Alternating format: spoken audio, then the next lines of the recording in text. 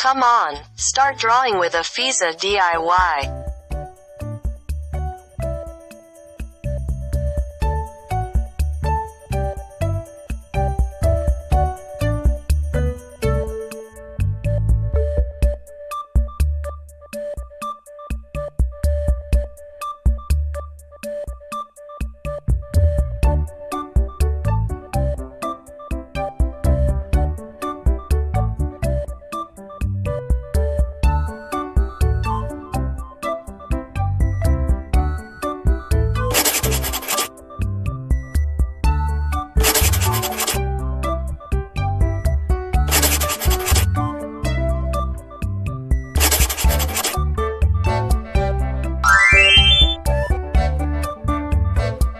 Don't forget to subscribe, like, and share the Afizah DIY channel.